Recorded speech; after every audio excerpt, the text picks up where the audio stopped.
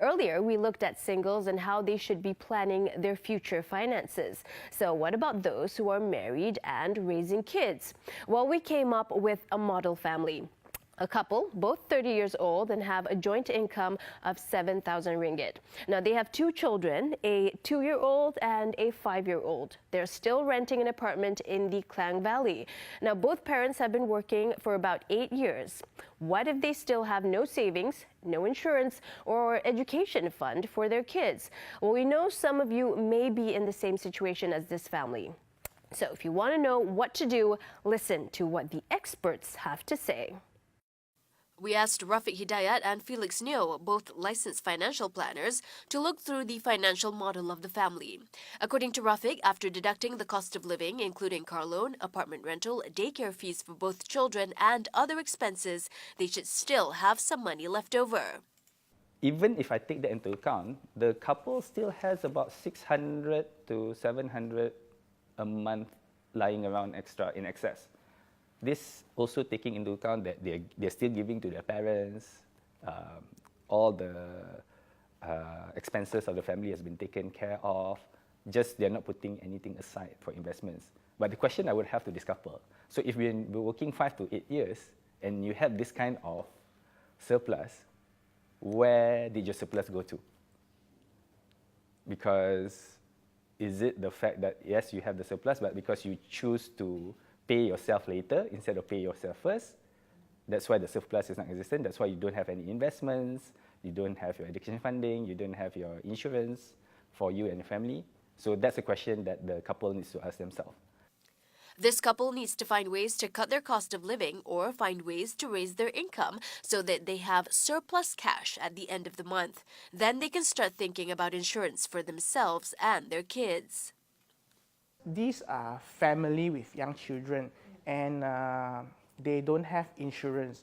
So it's very dangerous because they have young children relying on them. So they have to first think about how, assuming they already have a pool of family savings, it will be very important for them to find ways to protect their savings because their savings could mean everything for their family goals. So to do that, they have to at least ensure the parents are covered with personal accident policy as well as hospitalization policy. They can still afford to take medical insurance because with the additional surplus, they should focus on taking medical insurance because the cost is actually around the same. So for a family with a standalone medical card, it might be about 220, 230 per month for the whole family, which is still within their surplus. Once they have insurance, they can start thinking about the long-term goal of buying a home of their own instead of renting.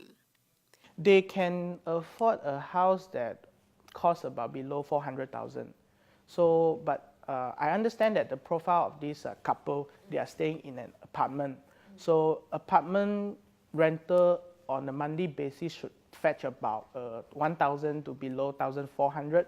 So that means if they can buy a house that is also commensurate with this mortgage installment, right, then they would not have any incremental expenses. They can go opt for the cheaper houses, even your like the Rumah Selangorku and everything below 300,000, which is about 1,300 a month, which they should be able to afford to because their expenses are not increasing. The first step they can try is, since they are renting, why not try to discuss with the current landlord to see whether the landlord has any intention of letting go of this unit or not.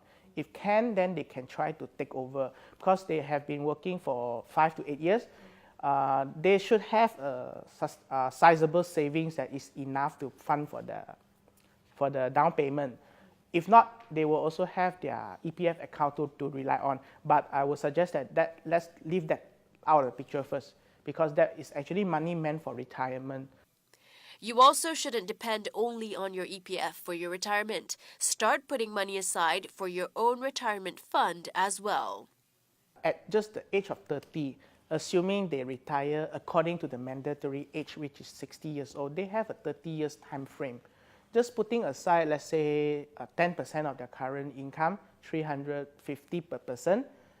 Let's say if that is too high, just start from 100, and then the next year you increase by 10%, And when you have an increment, when you have a bonus, make a commitment to, let's say, set aside half of whatever bonus you are getting, throw it into your retirement portfolio. Over time, because of compounding interest and all these things, right, your portfolio should grow. For many families who don't have much to invest each month, they have to make the hard choice. Do they save for their children's education fund or their own retirement fund? Taking all that into account, so now the parents would have a choice they have to make with regards to, do I put money aside for my kids' education or do I put money aside for my retirement? It's very common we cannot afford both because both are big ticket items. I would just say that my personal point of view, we can borrow money for education, but we cannot borrow any money for retirement. So you have to ask yourself which is more important. If you insist to prepare for a very good education for your children, just for the sake of being a good parent, you have to ask yourself, what if after you retire and when you are old, you have to pass the ball back to your child to take care of you? Does this mean that you are being a good father or mother? I don't think so. So you have to really juggle between very well. It's a very thin line.